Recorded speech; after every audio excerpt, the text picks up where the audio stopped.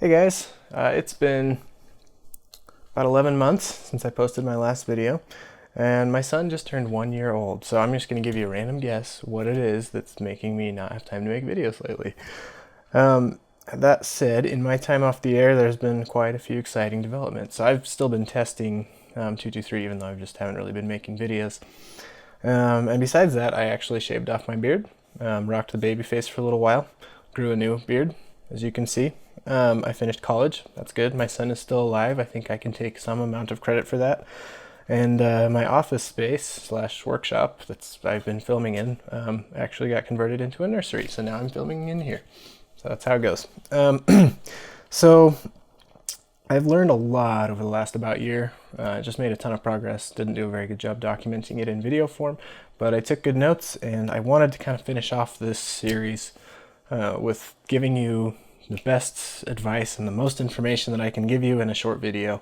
Because the reason for that is I'm going to switch my AR to a 300 blackout. So I got from my lovely wife a 223 chambered TC Compass bolt action rifle for my birthday this year, about a month ago. So it's in this case right here. I don't know if you can see that or not. Anyway, it's a lot more accurate than the AR anyways, and for those of you who don't know, getting cast bullets up to high velocity in a bolt gun without losing accuracy is a lot easier than doing it in a gas gun or a semi-auto. So I'm going to switch the AR over to 300 blackout, play with that, probably start saving my pennies for a suppressor, but I have a different gun to shoot 223, so there might be videos about 223 in the future. It would just be in the TC Compass most likely. So I'm going to give you the boiled down version of everything I've learned in the last year to the best of my ability, and then kind of wrap up this video series. And then I'm going to do these really rapid fire because I could talk for a super long time about everything that I've learned in the last year, and I don't want this video to be like a half an hour long, so we're going to keep it short and sweet. So here it is, the top 1, 2, 3, 4, 5, 6, 7, 8, 7, 6, 5.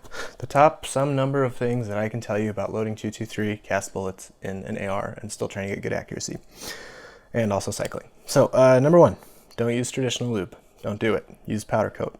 So I did a round of tests using Felix world famous lube. I don't have a lubricizer, so I just pan lubed them. Long story short, the smell of beeswax gives me PTSD flashbacks, and I genuinely believe that if I die and God is not happy with how righteous I was on this life, I will spend eternity lubing 22 caliber lead bullets in a pan as my punishment. That's what will happen. So by the end, I was actually hoping that the pan lubed bullets would suck because I just really wanted any excuse to go back to powder coating. And good news, they did. They sucked. I tried testing them at 50 yards or 100 yards. I don't remember. Either way, I didn't even get on paper. Like by the end of the test, all I could tell you was like, well, that didn't work. And that's it. I couldn't tell you anything more than that. So I did one test with traditional lubed bullets. It sucked. I went straight back to powder coat. Worked better for sure. Second, pretty much get the hardest bullets you can get away with. Now, this is a little controversial, and that's not necessarily universally true for everybody, but in my experience, because my bullets aren't really that great of a fit with my chamber using the Lee mold, it seems like the harder my bullets can get, the better results I can get. And when I say harder, that can mean a lot of things. What I really mean is a higher BHN. So I didn't play with any different alloys or anything. I stuck with 100% clip-on wheel weights, but I can heat treat those after powder coating, turns out, and I can get them up to about 28 to 30 BHN. I actually had one batch that got to 35 BHN, so that was good. And I get them up to 28, 30 BHN whenever I can now, and that seems to give me the most accurate results.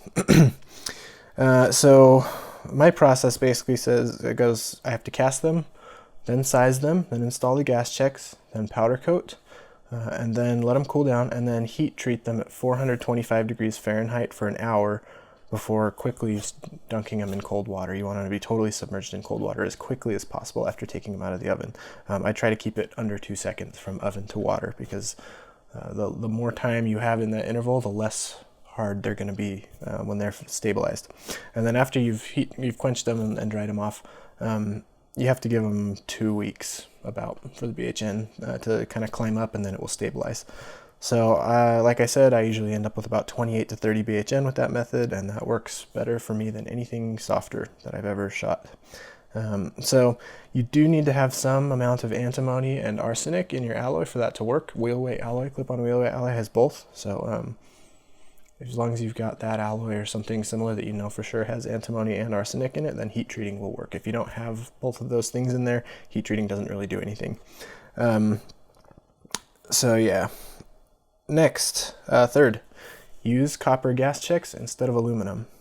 So I've heard of people getting good results with aluminum. So I mean, if you have really nice aluminum gas checks or you're making your own or something, fine. That's, you know, good on you. But I ran out of aluminum ones at some point. I was buying aluminum because they were cheap. They were like 12 bucks for 1,000 of them or something. And I ran out at one point during my testing, and they were out of stock of the aluminum ones. So I was like, well, whatever, I'll just try the copper ones. They're not that much more expensive. So I ordered some gator checks from Sages Outdoors that were copper, and I shot a lot of 10-round groups using, like, I had one set of tests where I went up and like half of my bullets were copper gas checks and half of them were aluminum gas checks, and all of the 10-round groups looked better with copper gas checks. So the copper gas checks made like a noticeable difference in my group size, made them tighter than the aluminum in every single case. So I don't know if I just had bad aluminum ones, but the gator checks from Sages Outdoors seem to be really good for 223. So I've stuck with those ones. Fourth, seat the bullets as far out as you can get away with, but don't seat them any further than that. So there's some ways to kind of find out what the maximum overall length that you want to be aiming for is, but pretty much seat them as long as you can get away with. And still have 100% reliable cycling. I've had a couple of frustrating range trips where I got a little greedy and seated them out a little bit too far, and so they wouldn't chamber anymore. Like I would get like 1 out of 3 would actually chamber correctly. That actually happened last time I went to the range. I had like 180 rounds of 223, and I could get like 1 in 10 of them to chamber. It was so frustrating. So I ended up taking them home. They were all about 1/50th of an inch too long, so it was a quick fix on the press, but would have been nice to have had that figured out before I took them to the range. So I don't know if this is going to apply because I think AR chambers can vary quite a bit, but for me, with this specific bullet, my overall length, I need it to keep it under 2.070 inches. That is, as soon as I go over that, they won't chamber anymore, but as long as I'm under that, they'll chamber just fine. Fifth, I have found my best and most accurate results so far using slightly reduced loads of Ramshot tack powder. So I'm at 19.5 grains right now. That's working really well for me. So tack is, it's kind of like a little bit more modern alternative to Hodgdon H335, which I've done quite a bit of testing with H335. And rumor has it that H335 is what military ball ammo uses, like 5.56. I don't know if that's true or not. So tack looks the same. It's like it's a fine ball powder. It burns just a little bit slower, and the load data is really similar to H335. However, tack is advertised as being a little bit less temperature sensitive and cleaner burning. So I couldn't tell you about temperature sensitivity because I haven't been paying attention to that. But as far as cleaner burning, that seems to be true. I think I've had cleaner brass coming out of my gun compared to H335 when I started using tack. So and it actually seems, I don't know if it's burning more consistently, but I do also seem to be getting less vertical stringing with tack versus H335, so that would again point to being cleaner and more consistent burning. I don't have a chronograph still, one of these days, but even though these are reduced loads of ball powder, which should be giving me like kind of a crappy burn, my math tells me that I'm getting something like 2600 FPS, so that's a little on the slow side for 55 grain. That's not like full velocity, like jacketed velocity, but 2600 FPS is really fast for cast bullet standards, so I'm pretty happy with it. And honestly, at the very beginning of the series, I said, I don't care how fast they're going, I just want it to be really accurate at 100 yards, and I want it to be fast enough to cycle the action, and it is definitely that. So the fact that my best accuracy ended up around 2600 FPS, I think is kind of cool. But yeah, it's not quite jacketed velocities. So I know there's some other things I could try to get better results. I think an alloy that has more antimony and more tin than my current clip-on wheel weight alloy would probably help my bullet survive the jump through the throat into the rifling a little bit better, which would make it deform less and be more accurate. I just haven't ever tested that, and at this point I'm probably not going to, at least not in the AR. Getting a bullet that more closely fits my chamber, I think I've mentioned in the past, that would definitely help. The bullet I have is just not that great of a bullet for ARs if you're looking for like super good accuracy. I picked the mold because it was cheap and it's Lee, and that's how I roll. There's also a lot of room, I think, for playing around with different powders. I've done all my testing with, well, I started with IMR 4227, which is a Magnum pistol powder, which was not a good match. That didn't work. And then I've tested H335, I've tested IMR 4895, which is a much slower burning stick powder, not really commonly used in ARs except for cast bullet shooters, I guess. And then I ended up on Ramshot Tac, because that was where I was getting my best results. I also think that there's something to be said for playing with like actual bullet diameter and neck tension. I've kind of done everything from about 0.225 inches diameter bullets to about 0.228, which is kind of big, but I have a 223 wild chamber, so they're not known for their super tight tolerances. So yeah, there's more things I could play with, and I could probably spend another 2 years just tinkering around and trying to squeeze that last minute of accuracy or minute of angle out. But I think I'm about done with tinkering with this for the AR, and I'm fairly happy with what I've gotten. So I have a cheap red dot sight. Let me grab my gun. One sec. There have been a lot of different versions of things sitting on top of this rail here. I started off with the carry handle peephole sight that actually broke, and I've had a scope on there which I wasn't real confident with. I think the scope's actually fine, but anyway, this is where I've settled. I got a red dot sight for Christmas. It's not an expensive one, but I think it was 35 or 40 bucks, but it's holding zero, no problem. And geez, I've never really shot a red dot, but it makes it real easy to hit stuff. So with this red dot sight and with that 19.5 grains of Ramshot tack load I was talking about, this is getting me really easy hits on steel at 100 yards, just offhand, even like without sandbags or support or anything. So that's good enough for plinking for me. I haven't shot paper with it yet. I've shot a lot of steel with it because I've just been out having fun with like my brother and stuff like that and not doing any formal testing. And I was really happy that I could pretty much always get it on steel at 100 yards. So that's basically what the rest of this video is going to be, is getting it on paper, because I don't know exactly how accurate it is. I would guess it's in the 3 to 4 minute of angle range, but we'll see what happens. So I'm gonna run one last set of tests before I switch the barrel on this bad boy to 300 blackout as my parting gift for you for this video series to wrap it up. So I'm gonna do 19.1, 19.3, 0.5, 0.7, and 0.9 grains of Ramshot tack as kind of my final ladder test to really dial in where is the actual best load for this rifle. And whatever we find, that should provide a pretty good starting point for you. So as a super fast recap, use super hard bullets, definitely powder coat, use copper gas checks, and Ramshot tack is as good a powder as any I've found. You're welcome to experiment with other stuff on your own too. So there you go. There's it, and let's head down to the range and see what we can do. A couple of things I forgot to mention in the last super long video segment that I'm going to tell you right before we cut to the range sequence of the video. First off, just want to apologize for the less than great sound. I'm just super lazy about setting up a shotgun mic and an external recorder and all that crap right now. So I'm just using a really cheap lav mic that plugs into my phone. And actually, for the last part of the video, you'll probably notice a change because I'm going to use a mic that plugs directly into my computer. Again, because I'm lazy. The other thing is, I should have mentioned this, I took the flash hider off of my AR, so I don't know why it took so long to occur to me that I should probably do like a sanity check and run some jacketed reloads through the gun. So one of the most recent tests I did was I bought a couple boxes of just like factory ammo, like American Eagle, Federal, just regular 223, as like a benchmark baseline. Then I made some reloads, just like a quick ladder test using, I want to say it was H335, it might have been TAC. Anyway, it was one of the two. And using Hornady 55 grain Spire Point boat tails. So like decent bulk jacketed bullets basically. and then also my cast bullets, the best I could come up with. And I compared those three against each other, and the factory ammo shot like crap. It was terrible. It was bad.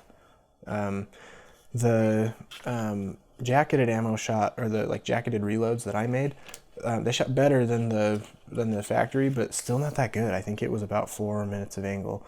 And then my lead bullets actually shot better than the jacketed reloads.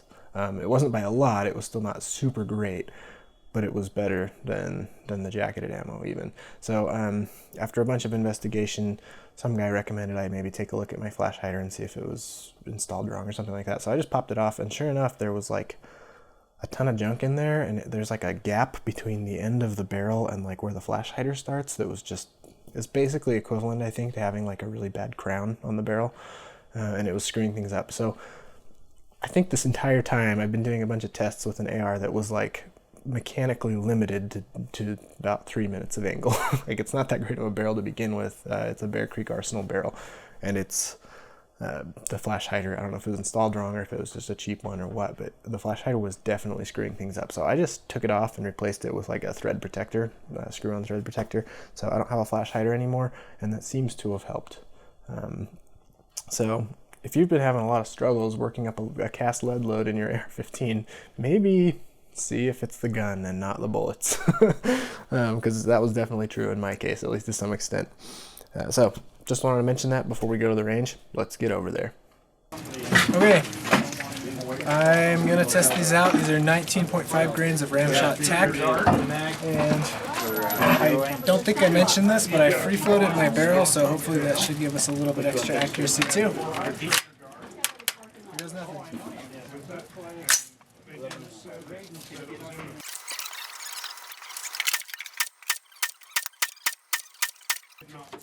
Okay, guys, I apologize. This video is such a mishmash. I did so many weird things in between filming the 3 different segments, like free floating the barrel in between the first one and the second one, so it looks like I'm using a totally different gun. And I'm not even shooting video for this last segment. I'm just gonna wrap this stupid thing up, okay? So stare at this still screenshot of the target for the rest of the video. That's what you get to do. So I shot 10 shots. Oh yeah, here's another thing. I lied to you. I did not make up a ladder test of like 5 different loads of tack. I should have, but I was out of cast bullets that were 2 week age hardened and up to the like stable Brunel hardness that I shoot them at. So I didn't. I just went with the ones that I had loaded, which was 19.5 grains, and that's it. As you can see, it's not really that great. It's not as good even as I thought it would be. So this target was at 50 yards, using the scope off of sandbags and with the free floated barrel. So there's any number of things that could have caused this to go bad. It might just not be that great of a load. There's probably better loads in the same neighborhood of 19.5 grains that I would have found if I had actually tested the ladder like I said I was going to, and then didn't because I'm a liar. Also, I think that free floating the barrel, it probably didn't make anything worse, but it might have changed things to the point that like the load that happened that worked really well before I free floated the barrel is working less well with this particular setup. That's a possibility as well. So I'm super not scientific. I changed a bunch of stuff. Test parameters, you're supposed to change one variable at a time, but my 300 blackout barrel is here, and I'm itching to get that puppy in the AR and start working with 300 blackout. So, sorry guys, I know this is disappointing, but here's the conclusion. The final conclusion is this: if you want to shoot cast lead through your AR for plinking, you can do it. You can do it. You can shoot it really cheap, 13 cents a round, something like that. You probably won't win any competitions with it unless you put in more effort than I have. So there you go. I am legitimately interested if anybody continues this investigation and finds some really awesome load that shoots better than this in an AR-15. By all means, let me know. But this load is decent enough for me to be happy with for plinking purposes, and it's if nothing else, it's a pretty good starting point if you're looking to get into cast 2 to 3 in an AR platform. So that's it. Thank you, everyone. I am so glad for this opportunity I had to publicly share all of the mistakes I made when developing a load, and for your entertainment and for my embarrassment. I'll be back with more videos, probably about 300 blackout, and I hope I have better success there. That's it. The end. You win.